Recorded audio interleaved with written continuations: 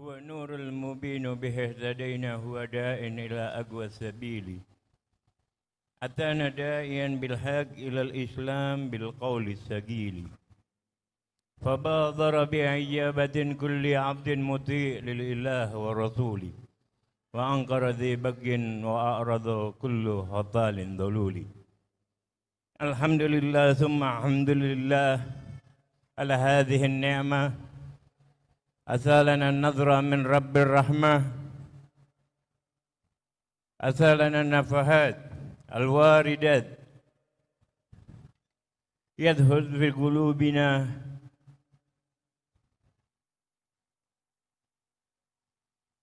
اللهم صل وسلم وبارك وكرم على سيدنا محمد وعلى آله وصحبه وسلم أجمعين. Amma ba'd.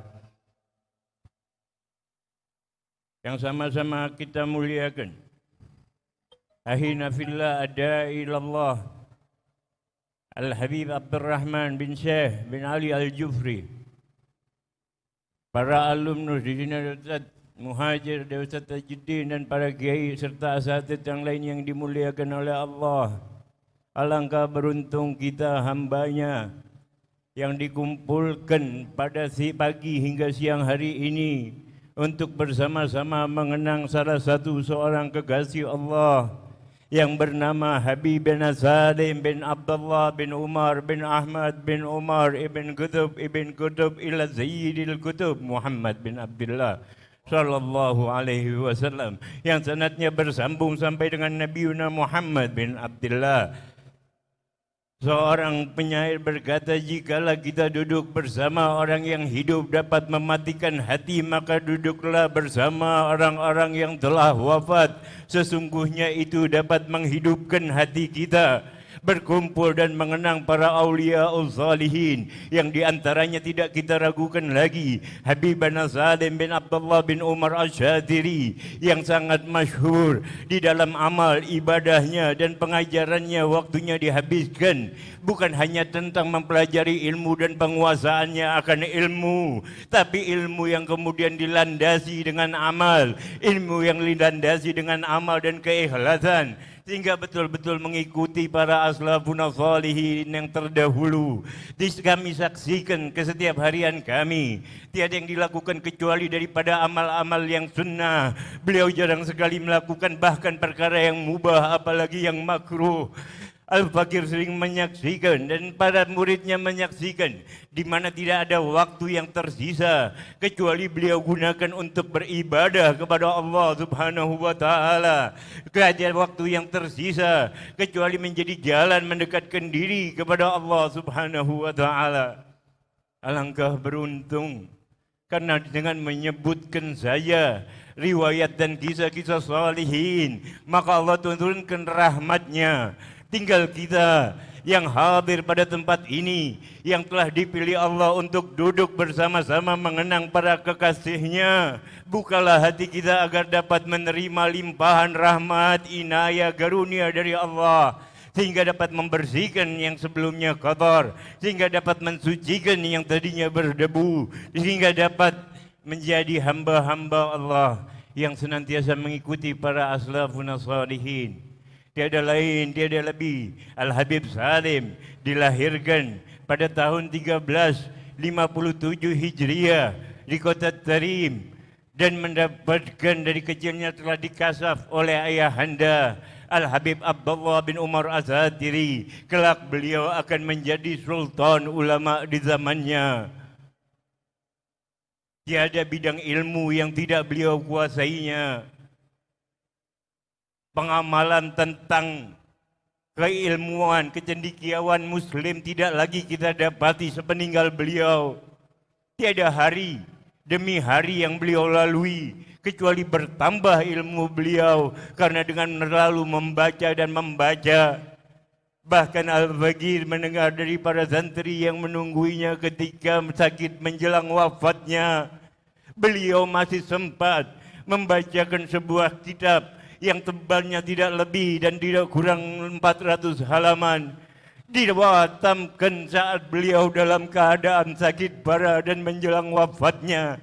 Begitulah para imam, para awliya salihin, mereka mengerjakan amalan-amalan saleh, mengerjakan kedekatan-kedekatan kepada Allah dengan mengajarkan ilmu, kemudian mengamalkannya, kemudian berdakwah. Tapi ingatlah bahwa hal itu semua tidaklah mudah, bahwa hal itu semua tidaklah ringan. Jikalau ringan, maka Nabi Nuh tidak akan dikatakan gila oleh kaumnya. Jikalau ringan, maka Ibrahim tidak akan pernah dilemparkan ke dalam api. Jikalau ringan, Musa tidak akan pernah dikejar oleh Fir'aun.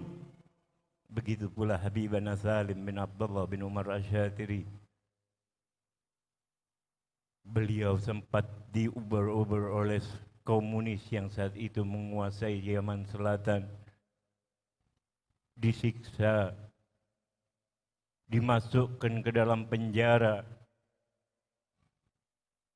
Pada tahun 1440 Hijriah selama 9 bulan, 15 hari beliau dimasukkan ke dalam penjara. Tiada pernah terdengar keluhan dari lisannya akan siksa yang dia dapatinya. Beliau tetap tersenyum, beliau tetap beribadah kepada Allah, beliau tetap melaksanakan ketaatan-ketaatan kepada Allah. Hingga mereka yang menyiksanya pun seakan-akan sudah tidak lagi ingin menyiksanya karena tiada manfaat yang didapatkannya. Al-Fakir jadi teringat tentang kisah Al-Imam Ahmad bin Hanbal, seorang pendiri mazhab Hambali, ketika masuk penjara untuk kesekian kalinya karena pemimpin-pemimpin yang zalim, karena ulah pemimpin-pemimpin yang ingin menguasai para ulama di bawah perintahnya. Ada seorang yang sering melaksanakan maksiat berkata kepada Imam Ahmad bin Hanbal, "Wahai Imam, aku bersabar bolak-balik masuk penjara karena aku sering melakukan kejahatan. Aku bersabar bolak-balik keluar masuk bui karena aku melaksanakan kemaksiatan. Apakah kau tidak mampu bersabar di dalam ketaatan kepada Allah? Apakah kau tidak mampu bersabar di dalam menegakkan keadilan dan kebenaran di jalan Allah?" Bahkan Habibana Salim, beliau sampai pernah ditabrak dengan kencang hingga jatuh dan tersungkur. Padahal malamnya beliau seakan-akan bermimpi melihat dengan jelas bahwa di jalan ini dengan mobil yang seperti ini beliau akan ditabrak, tapi beliau tidak pernah menghindari dari hal tersebut. Karena beliau meyakini bahwa apa yang ada di alam ini, bahwa apa yang terjadi di dunia ini atas kehendak, atas aturan dari Allah yang Maha Kuasa. Tiadalah orang dapat mencobanya, tiadalah orang dapat menyiksanya, tiadalah orang dapat memukulnya, tiadalah orang dapat menabraknya kecuali atas izin dan dari Allah untuk menguji kesabaran para hamba-hambanya. Dan begitulah sunnah Nabi Muhammad bin Abdullah, seorang yang sangat mulia, bahkan terusir dari kotanya, berdarah jabinnya karena dilempari batu dan dilempari kotoran, dicaci maki. Padahal malam harinya mereka menitipkan harta-harta mereka kepada rumah Sayyidina Muhammad sehingga mendapat gelar julukan Al-Amin.